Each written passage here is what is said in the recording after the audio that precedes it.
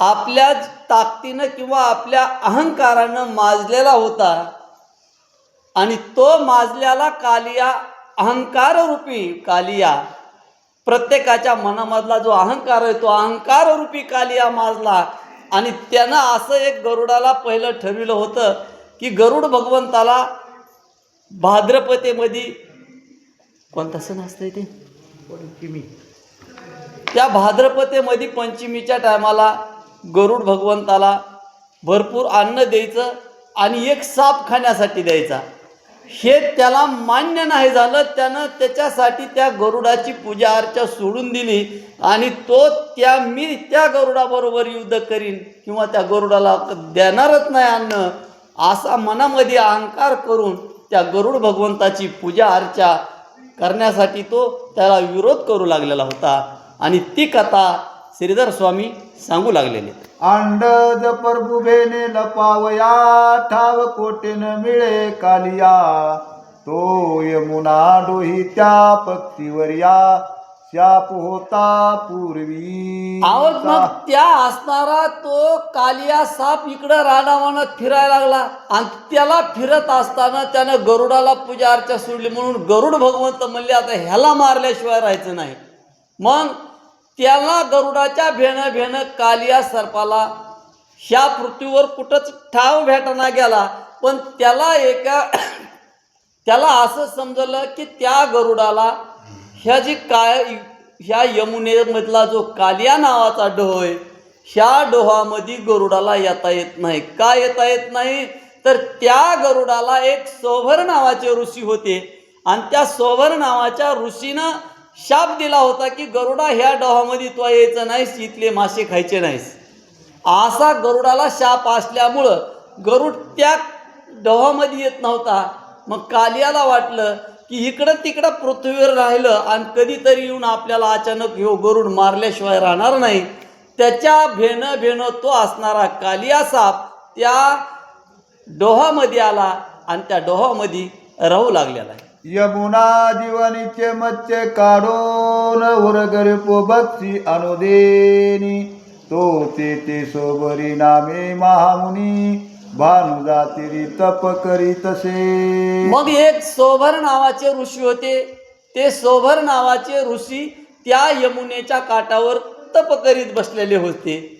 आता तप करीत ऋषी यमुनेच्या काठावर बसले आणि मग त्या ऋषीच्या जवळ येऊन ते मासे ते यायचे.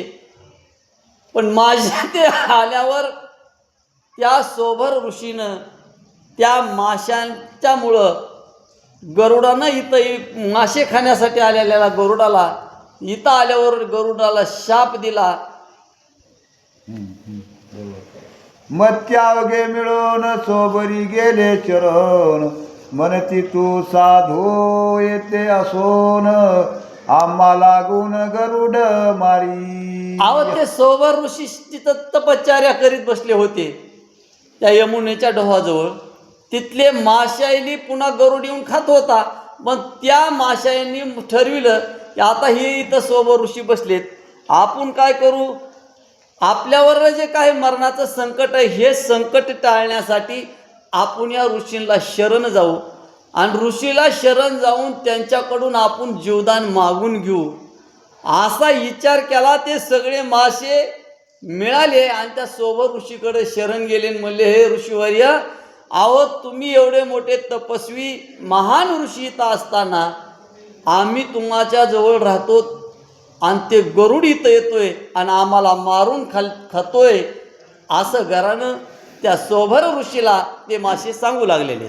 मग मत्स्य कैवारे वदे सोभर येतीच्या जीवना परस्यता खगेंद्र तत्काळ मृत्यू पावेल साचार ऐकून मत्स्य सर्व तोसले. मग त्या मासे शरण ऋषीला गेले. ऋषीला शरण गेल्यावर साधू संत हे दयाळू असतात. जे साधू संतांना शरण जाते ते त्यांना नाभिकार देतात किंवा त्यांचं रक्षण करतात. तसं त्या मासे सोबर ऋषीला शरण गेले आणि सोबर ऋषीनं त्यांना सांगितलं, म्हणले माशावर तुम्ही आता काय भिवू नका, स्वस्त डोहामध्ये जाऊन खेळा.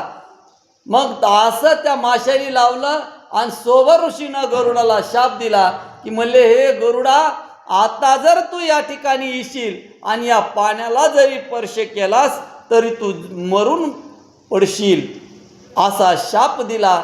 आणि हे माशाईने ऐकलं आणि माशाईली सुद्धा आनंद झाला.